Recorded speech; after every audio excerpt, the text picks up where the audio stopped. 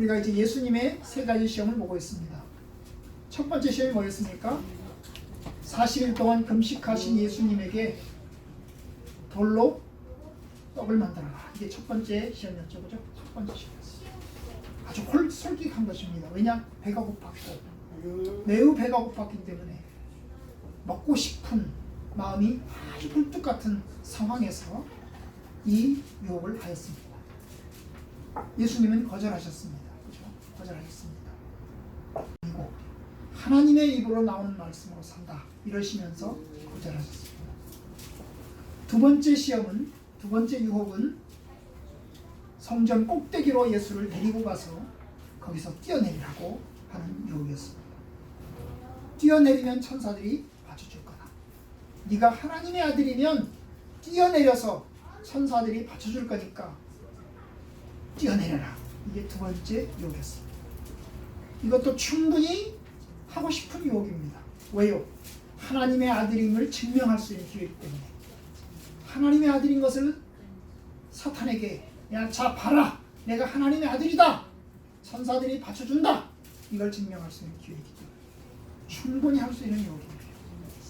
그런데 주님은 거부하셨습니다. 하나님을 시험해서는 안 된다. 이 말씀과 함께 거절하셨습니다. 자, 오늘 이제 세 번째 시험을 보고자 합니다. 세 번째 시험. 오늘 이제 두 군데서 보았는데, 제가 지난 시간에 보았지만 예수님의 이 세 번째 시험은 누가복음과 마태복음이 좀 다르다고 그랬습니다. 그죠? 두 번째와 세 번째가 서로 바뀌었다고 그랬죠? 마태복음은 세 번째라고 그랬지만 누가복음은 두 번째 시험에 들어있습니다. 어느 것이 옳은지 저희는 잘 모릅니다. 다만 우리는 마태복음의 순서를 따라서 세 번째라고 칭하는 것입니다. 이 세 번째 시험에서 마귀는 예수를 어디로 데려갑니까? 높은 산으로 데려갑니다. 아주 높은 산으로 데려갑니다. 지극히 높은 산으로 데려갑니다. 그리고 천하만국을 보여주면서 유혹이 이루어집니다. 지극히 높은 산이란 어느 산인지 모릅니다. 가장 높은 산 에베레스트 산인지, 아니면 이스라엘에서 가장 높은 산 헐몬산인지, 아니면 중동 지역에서 가장 높은 산 아라랏산인지 잘 모르겠습니다. 실제로 높은 산으로 데려간 건 아닐 것입니다. 왜요?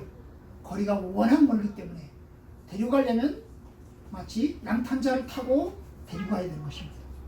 그러니까 환상 속에서 이루어진 것일 것입니다. 예수님께서 비몽사몽간에 자기 자신이 높은 산 꼭대기로 이 마귀가 자기를 데리고 가는 것을 경험하였습니다. 그리고 천하만국을 다 보게 되었습니다. 그 높은 산 꼭대기에 서서 이 세상의 모든 것을 다 보게 되었습니다. 거기에는 아름다운 궁전과 멋있는 집과 그리고 놀라운 도시를 다 보았습니다. 영광과 존귀를 엄청나게 다 보았습니다. 저는 올해 이제 롯데월드 제2빌딩을 올라갔었습니다. 120층이죠. 네? 순식간에 엘리베이터를 타고 올라가는데 굉장히 빠른 속도로 올라가더라고요. 그리고 이제 올라가서 이제 서울 시내를 다 들여다보는 겁니다. 그날 올라갔던 날이 그래도 날씨가 좋아가지고 아주 잘 보이더라고요. 올라가서 이제 이게 돌면서 여기저기를 보았습니다. 제가 살았던 집이 어딘가, 결혼해서부터 이제까지 이제 여러 차례 이사를 했잖아요, 그죠? 제가 살았던 동네가 어딘가, 제가 살았던 집이 어딘가를 돌아가면서 여기저기를 둘러봤습니다. 참 아름답고 참 멋있었습니다. 멀리서 보니까, 높이서 보니까 다 조그맣게 보였습니다. 그런데 참 멋있다. 바로 마찬가지입니다, 여러분.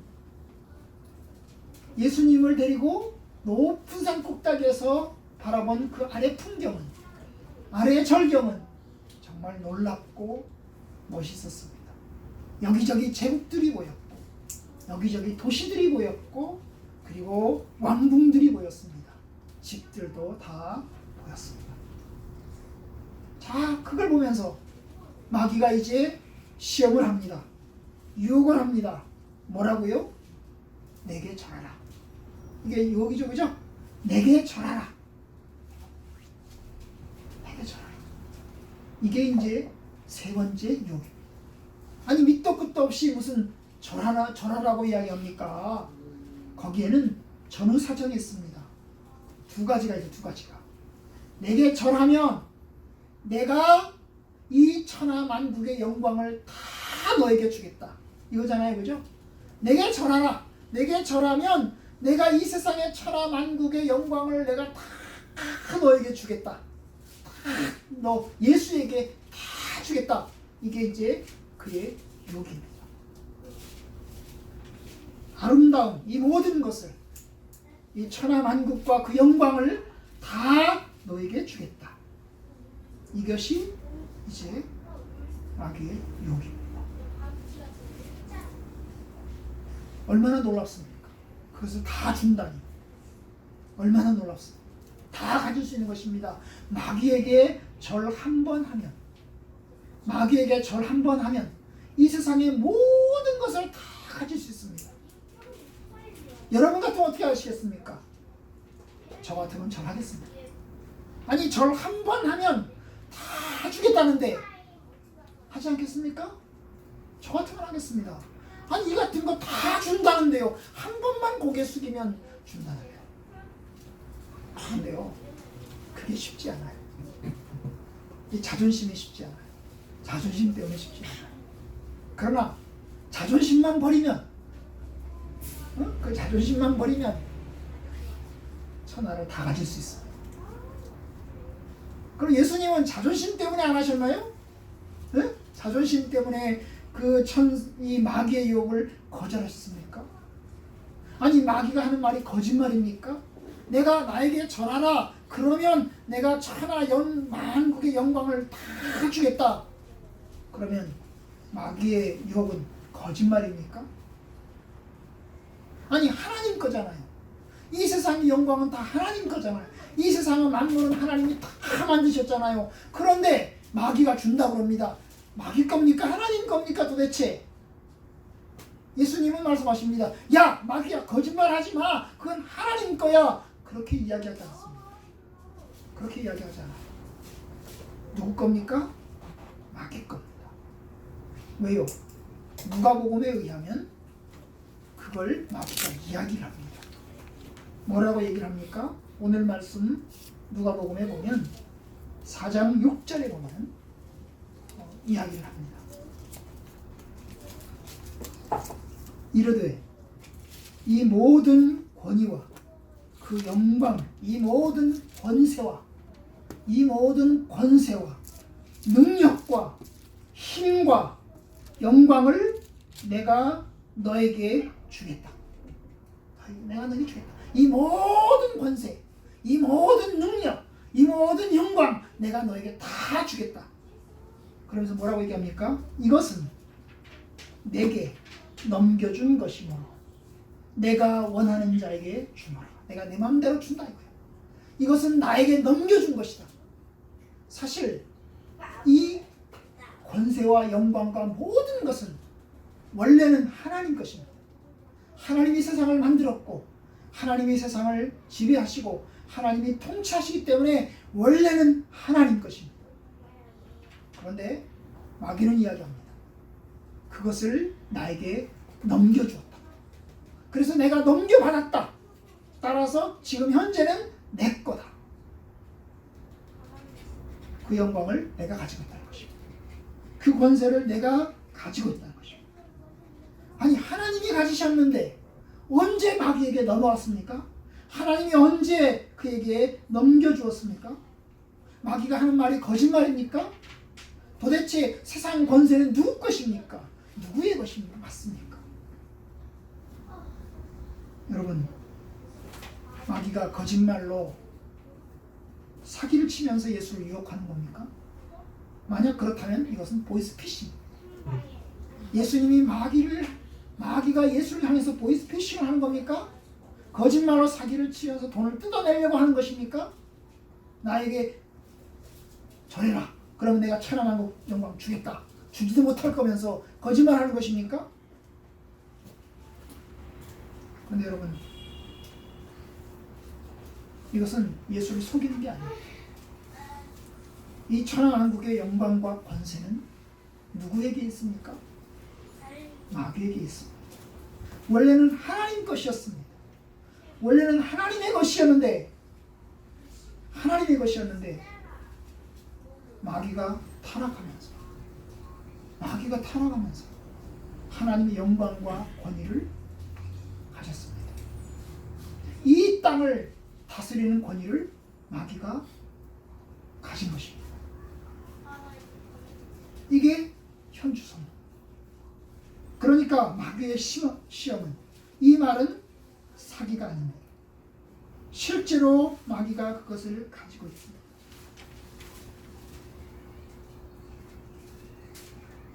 고린도서에 보면 이런 이야기를 합니다. 4장 4절에 보면 마귀를 일컬어서 이 세상 신이라고 합니다. 이 세상 신이, 이 세상을 다스리는 신이 누구라고요? 마귀라는 것입니다. 이 세상의 통치자, 이 세상을 지배하고 다스리는 사람, 아니 다스리는 사람이 아니죠. 다스리는 그 실체가 누구냐? 바로 마귀라는 것입니다. 에베소서 6장 12절에 의하면 통치자들과 권세들과 이 어둠의 세상 주관자들과 하늘에 있는 악의 영들에게 대함이라고 했습니다. 여러분, 이게 다 마귀를 지칭하는 용어들입니다. 통치자들입니다. 권세입니다. 그리고 이 어둠의 세상 주관자들입니다. 그리고 하늘에 있는 악의 영들입니다. 그러니까 마귀가 천하 만국의 영광을 가지고 있습니다. 이게 이제 마귀의 힘이고 능력입니다. 여러분, 이 세상 권세를 잘 보십시오. 이 세상의 정치가 작동하는 시스템을 보십시오. 이 세상의 경제가 작동하는 시스템을 잘 보십시오. 이 세상 하나님이 지배하는 것 같습니까? 마귀가 지배하는 것 같습니까? 한번 보세요. 대통령을 세우고 장관을 세우고 국회의원들을 뽑고 이런 것들을 잘 보십시오. 이 세상의 시스템을 잘 보면 마귀가 장악하고 있습니다. 인간들이 좋은 시스템을 만들어서 문제를 해결하고 열심히 노력을 합니다. 그런데 똑같습니다. 조금 나아진 것 같은데 똑같습니다. 여러분, 가난한 사람들을 보십시오. 가난한 사람들은 늘 있습니다. 가난한 사람들은 인간이 타락한 이후부터 늘 있었습니다. 가난한 사람을 없애기 위해서 시스템을 만듭니다. 경제 시스템을 다 만들어요. 그런데 역시 가난한 사람이 생깁니다. 아무리 선량한 정부가 들어서도, 아무리 좋은 사람이 대통령이 되어도 자기 뜻대로 안 되는 것입니다. 자기 마음대로 안 되는 것입니다. 세상의 시스템은 누구의 손에 있습니까? 사단의 시스템 속에 들어있습니다. 사단의 시스템 속에 들어있습니다. 사단이, 우리는 생각하기를 귀신이 사람의 마음속에만 들어가는 걸로 생각을 합니다.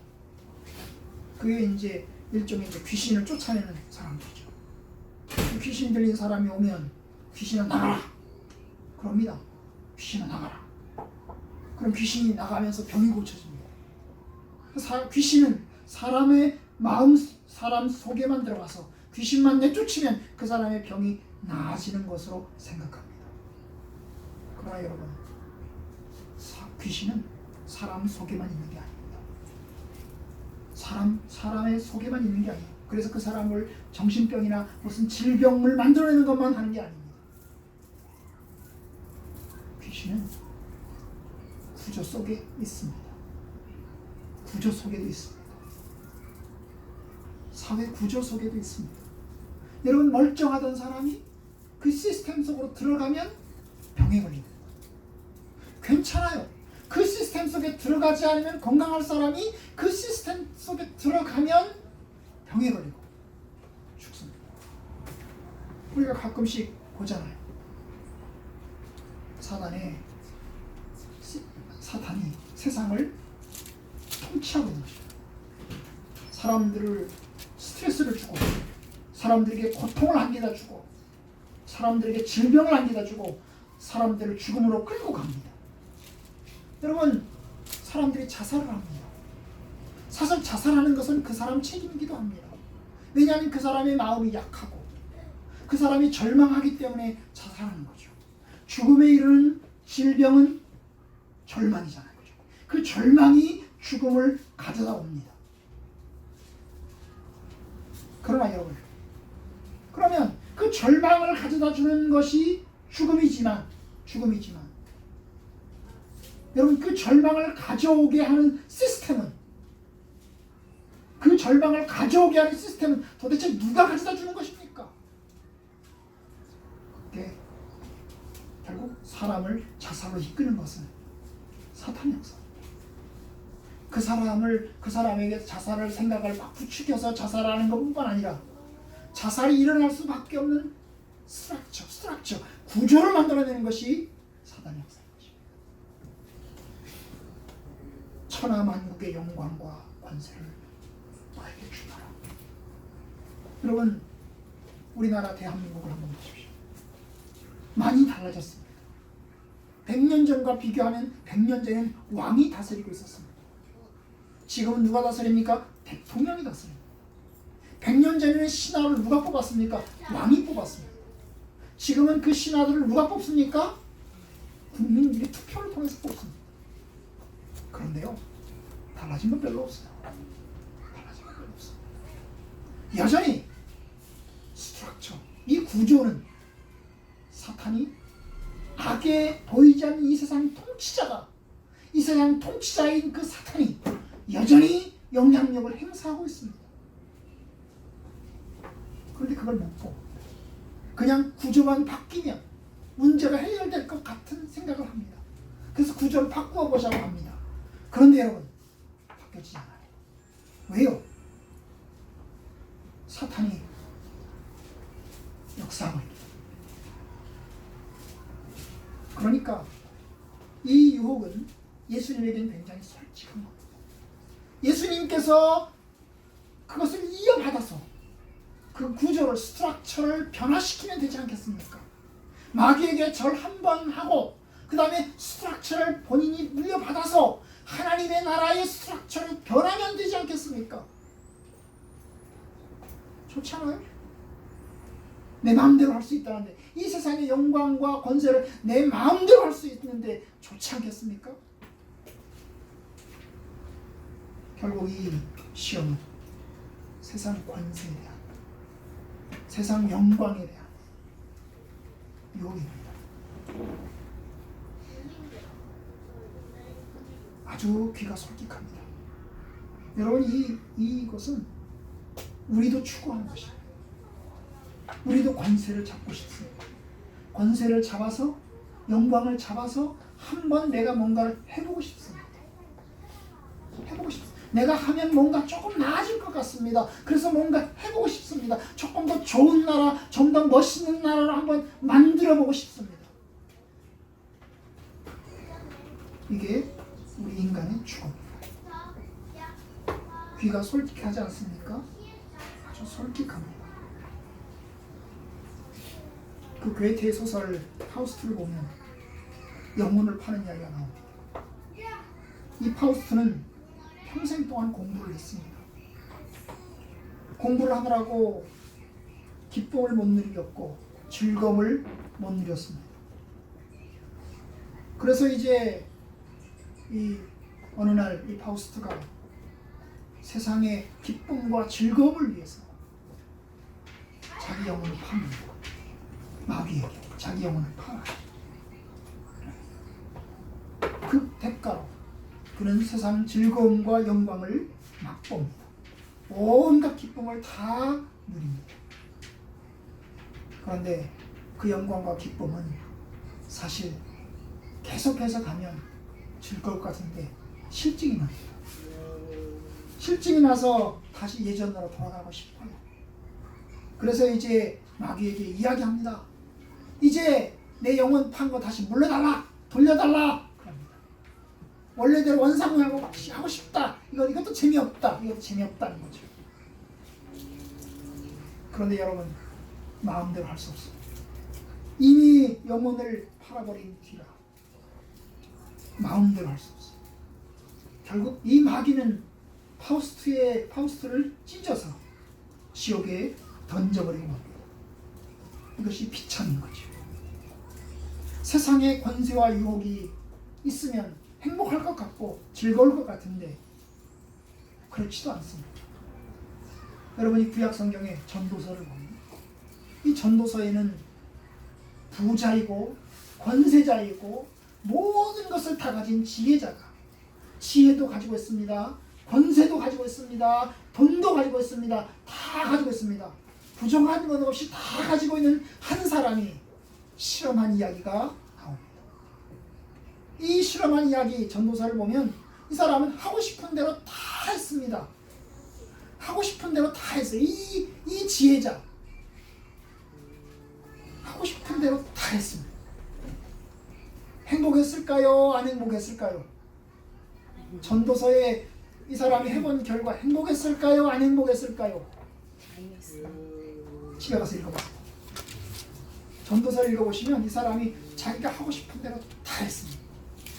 계집질대 갖고 먹는 것도 마음껏 먹어봤고 집도 마음껏 지어봤고 포도원도 마음껏 만들어봤고 책도 마음껏 써봤고 하고 싶은 대로 다 했습니다.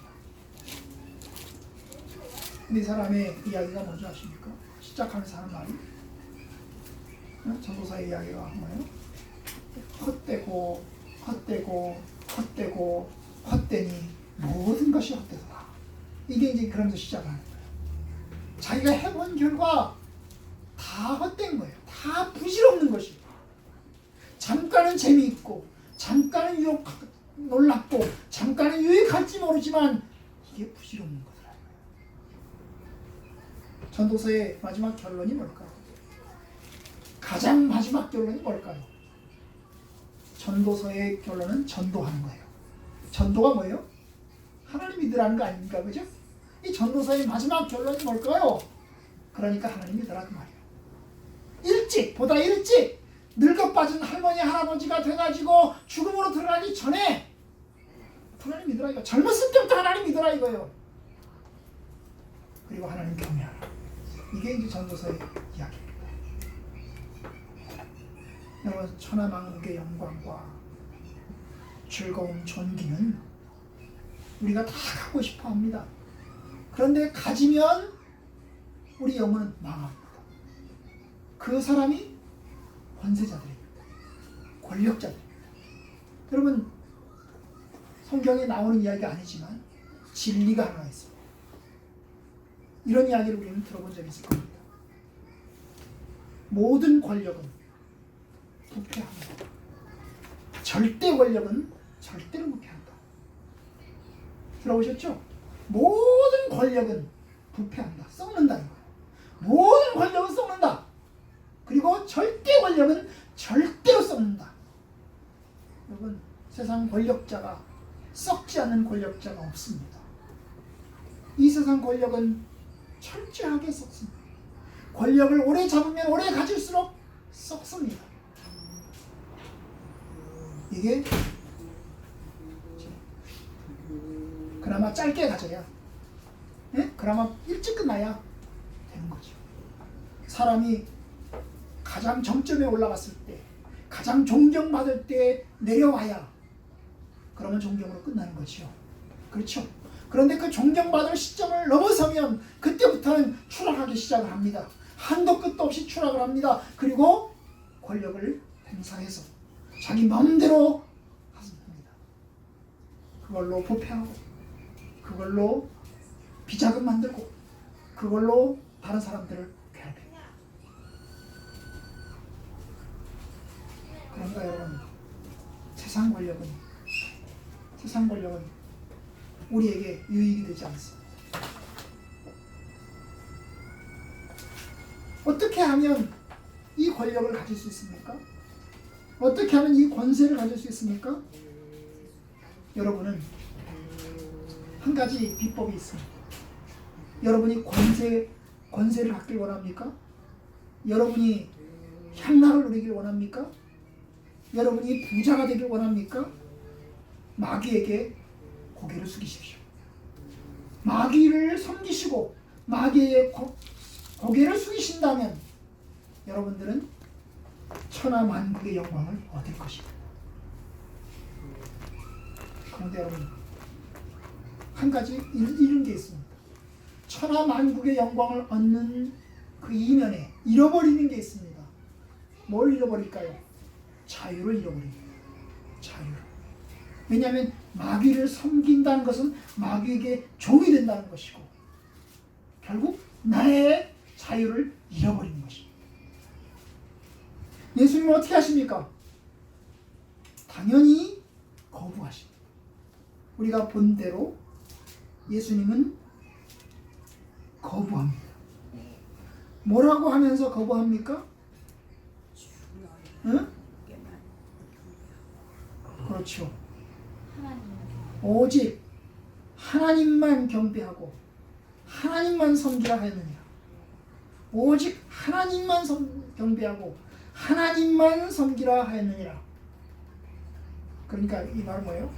나는 세상 영광보다 하나님을 섬기는 것을 선택하겠다. 나는 세상의 권세와 부귀와 영광을 얻는 것보다 하나님을 섬기는 것을 선택하겠다. 내가 비록 가난하더라도, 내가 비록 권세를 갖지 못하더라도, 내가 비록 부귀를 얻지 못하더라도, 명예와 영광을 얻지 못하더라도 나는 하나님을 섬기겠다. 우리에게 둘 다 있으면 얼마나 좋을까요? 재물도 있고 하나님도 있고, 권세도 있고 하나님도 있고, 영광도 있고 하나님도 있고, 둘 다 가지면 얼마나 좋을까요?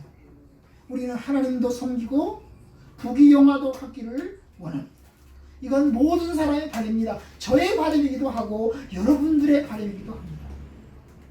만약 나는 그거 안 바래 라고 말씀하시면 그건 거짓말입니다. 여러분, 역사를 보십시다. 둘 다 가진 사람이 있었던가요? 다윗과 솔로몬을 보죠. 여러분, 다윗은 하나님도 믿었고 권세도 가졌습니다. 그런데 그것은 아주 잠깐이었습니다. 솔로몬이 하나님을 진심으로 믿었고 하나님을 진심으로 소망했을 때는 언제일까요? 왕이 되기 전입니다. 여러분, 시편에서 시편이 150개로 되어 있거든요. 150개의 시 중에서 다윗의 이름으로 실명이 거론된, 이것은 다윗의 시다라고 실명이 거론된 것이 73개입니다. 73개. 그럼 73개 중에서 다윗이 왕이 되고 난 다음에 영광의 자리에 앉아서 쓴 시가 몇 개나 될까요? 몇 개나 될까요? 한 2개, 3개? 그 정도입니다. 그런데 그 2개, 3개조차도 다윗이 죄를 지었을 때 쓴 시입니다. 시편 32편과 시편 51편이 다윗이 왕이 되고 난 다음에 왕의 자리에서 쓴 시. 그런데 그때가 어떤 때입니까? 밧세바를 건드려서 그 우리아를 죽이고 밧세바를 자기 아내로 안고 난 다음에 쓴 시예요. 하나님 앞에 회개하면서 쓴 시라고. 그럼 나머지 시들은요, 다윗이 쓴 그 나머지 거의 모든 시들은 다 언제 쓰여진 시입니까?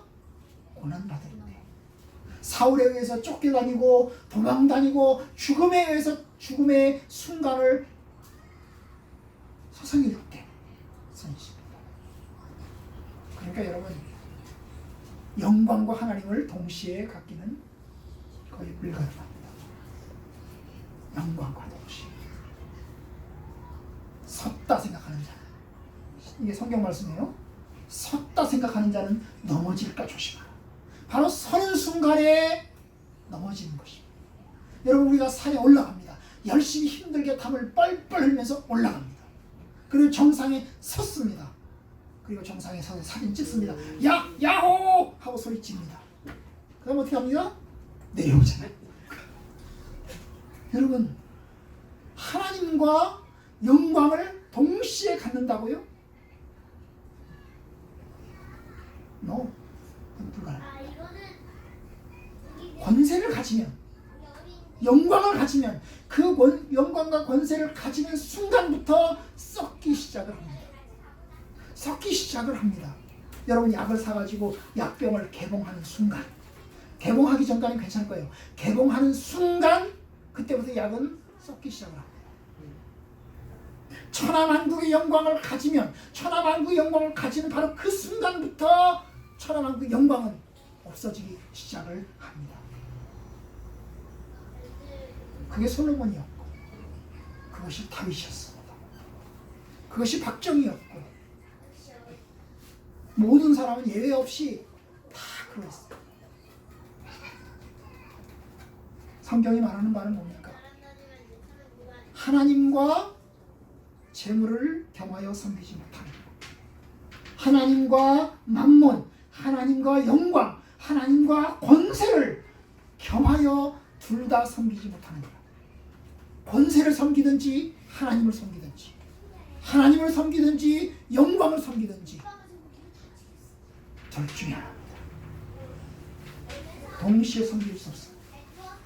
하나님과 마귀를 동시에 섬길 수 없고, 하나님과 영광과 권세를 동시에 가질 수 없습니다. 둘 중에 하나입니다. 어떻게 해야 될까요? 우리는 어떻게 해야 될까요?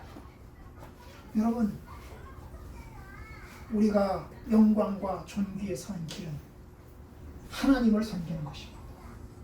하나님을 섬기면 그 하나님 안에서 우리는 자유하고, 하나님께서 주시는 것만큼 우리는 받을 수 있습니다. 아담이 타락한 이유는 하나님처럼 되고 싶어서 선악과를 먹은 것입니다. 하나님과 같은 영광과 하나님과 같은 권세를 갖고 싶어서 선악과를 먹었습니다.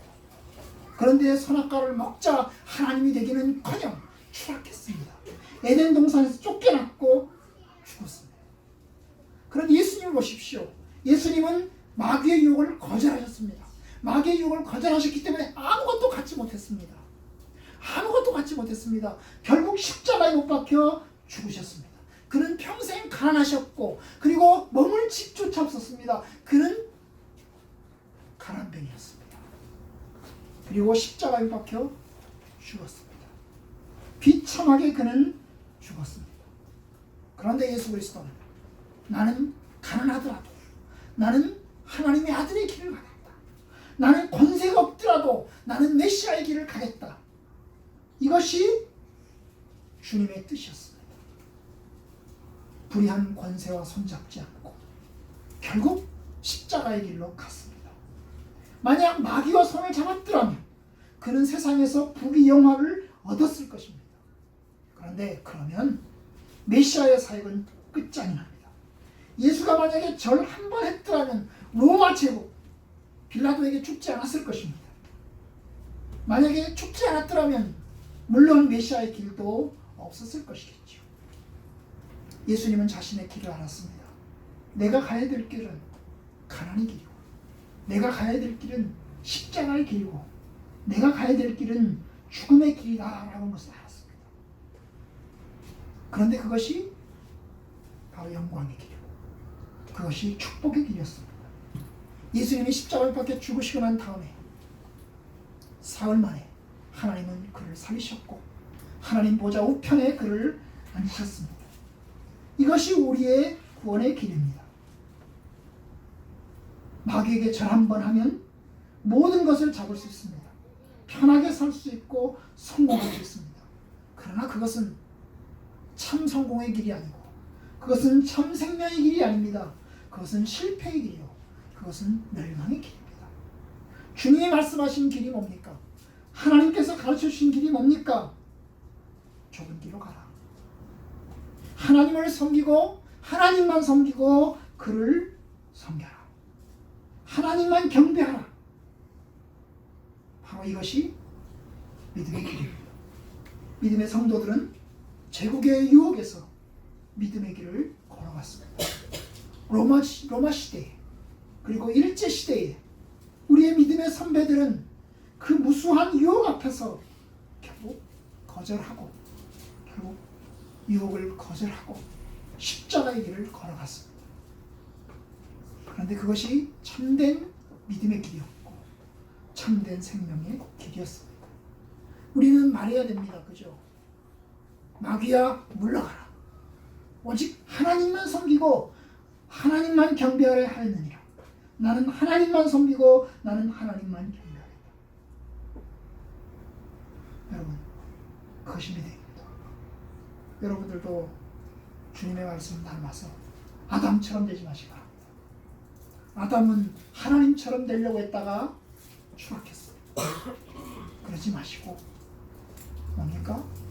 욕심 좀 덜 내려놓고 하나님 섬기는 길로 가셔야 됩니다. 그것이 우리가 사는 길이고 우리가 행복하게 되는 길입니다. 모든 사람은 다 죽습니다. 죽지 않은 사람은 없습니다. 이 세상의 모든 권세를 가진 들, 이 세상의 모든 재물을 가진 들 죽습니다.